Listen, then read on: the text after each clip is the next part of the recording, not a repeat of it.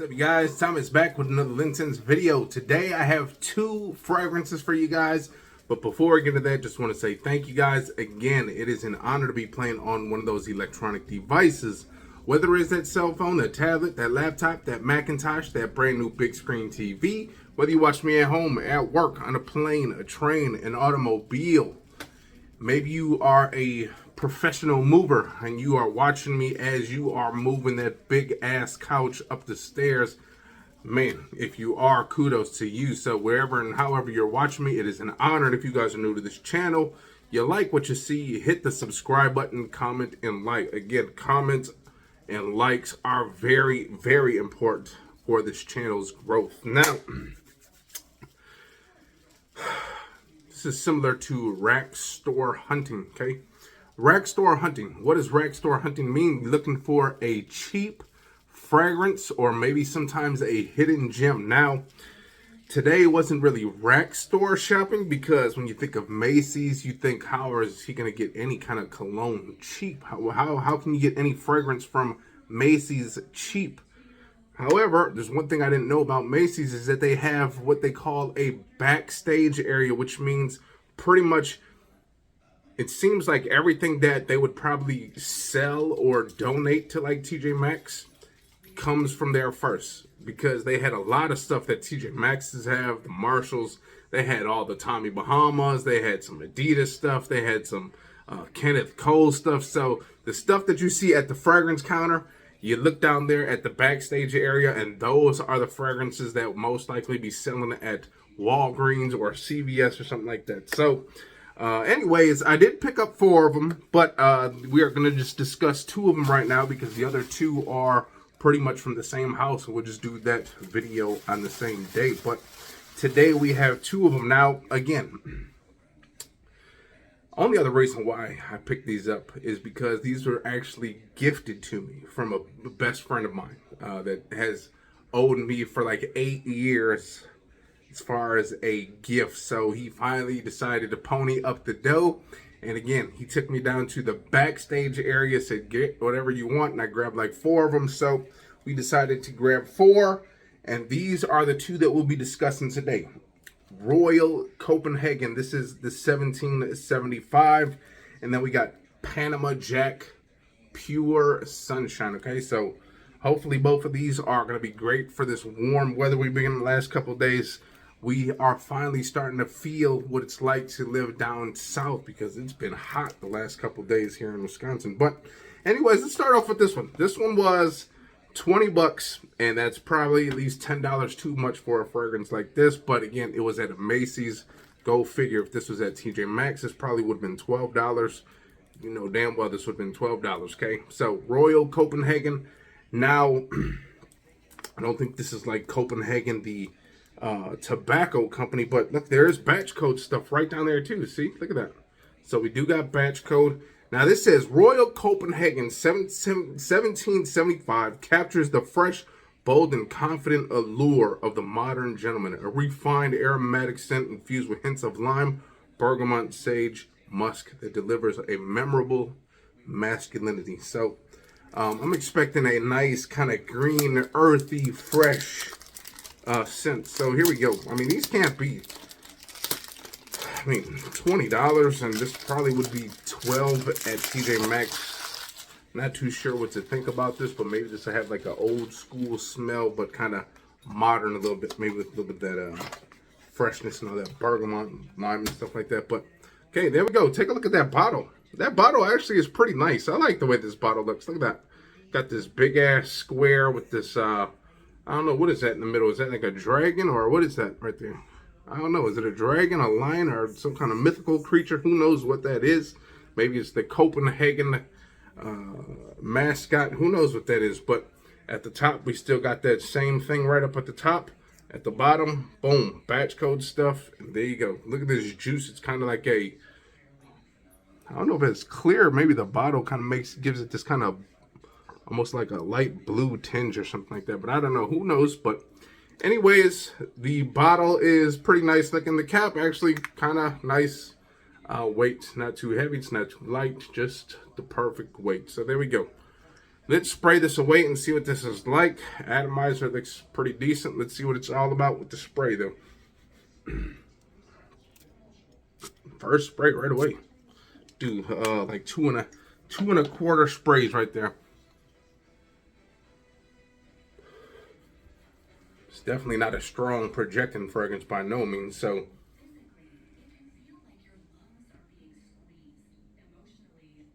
man, this is definitely it is definitely fresh. It's really fresh. It is eye-popping as far as the freshness. It's super fresh. The citrus is very nice. It's a very nice citrusy, aromatic fragrance. You are getting that sage kind of giving it this earthiness. You got that nice bit of citrus at the top. It's kind of almost soapy, if you will. It's nice and clean. Man, this smells like your typical high schooler type fragrance. A fragrance that a high schooler would like, but has just a little bit of maturity to it that says, you know what, I want to get something that's a little bit more mature than, say, a bottle of Michael Jordan cologne or Nautica, the original, something like that, okay? This has a little bit more of a mature take, although it does smell very nice and youthful. That little bit of sage, that little bit of earthiness that you get definitely helps this fragrance out. Takes it from being a boy to a man, if you will. Again, going to be great for the office. Great for a nice gym bag. Okay, going to be great for getting on that airplane. Going to be great for just running some errands. Going to be great for just a nice little day date. Okay, if you don't want to wear something too heavy, you don't want to be overly scented. If you don't want to be doing too much, you just want to just smell fresh and clean. Got that little bit of woodiness that's coming through. It smells like maybe there's some cedar in here. Maybe some sandalwood. But again, the citrus is kind of dying down a little bit now. And it's starting to become more of that aromatic, that woody. The citrus is kind of there. The little bit of muskiness, that little bit of freshness that you get is still there. But it's more of those woodies that are coming out. The woodies, the cedar or the sandalwood, if you will. A little bit of citrus in the background. But, you know, for $20, that probably was not a smart purchase, okay? Now, if that was $12, like it probably would be at a TJ Maxx, Marshalls, or Ross, or Burlington, then yes, that probably would have been a nice, decent pickup. But if you can only find that at the Macy's backstage area for $20, I would pass on it. Now, it does smell great. It's great. It smells good. But $20 is just a little bit too much for that fragrance because, again, the scent is kind of, it's not fading like you can't smell anything, but that nice bright opening that you get with it, which a lot of people will gravitate to, is going to dissipate pretty fast because that opening is, man, it was nice, but it's almost all gone. It's pretty much, again, that woodiness and that little bit of aromatics and that wood, slight citrus, little bit of musk. But again, for $20, that is just a little bit too much. There's other things out there that you can grab that will do better and will have better performance. So I would pass on that, okay? So do not grab this Copenhagen unless you just want something that's kind of, you know, maybe you just want something different that smells fresh. Just grab it. Obviously, we all have a lot of freshies, so you know what? That might smell like something you have already, so maybe not. So who knows? Next up, Panama Jack.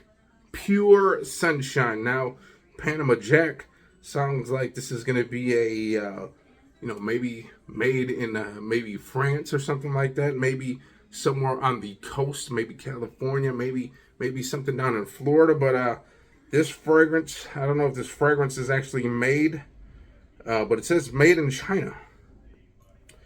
So we do have, this is licensed by Chevrolet Enterprises, manufactured under the license. Panama Jack, the man logo. Okay, this is the, where is the logo? This thing right here, Panama Jack. Looks like a quarter at the top, but who knows? Mr. Panama Jack. Since 1974, eons ago. Here we go. What is this going to smell like? Who knows? I think there was Not that much information about this. Maybe there was one little site that showed a couple of things on here. I think there's going to be some apple and some pear and some florals and stuff like that with this one. So who knows? But let's get into it. See what it's all about. Panama Jack, okay? There we go. Kind of looks like pretty much like a glass bottle axe, if you will. That round cylinder shape. Looks like something that's in a science lab, if you will. Nice wooden cap. Kind of feels wooden, but I think it is plastic. But there you go. Batch code on the bottom for this $12 fragrance, because this was $12. Now, again, if this was at TJ Maxx, hell, it might be $6. Who knows? But $12. Okay, so if you are at the local Macy's and you're at that backstage area, $12. Okay. Now, a lot of that stuff at that backstage area, like some people just like open it up to smell it. So obviously, it might not be totally a blind buy, because some of that stuff you can literally just open and just smell it.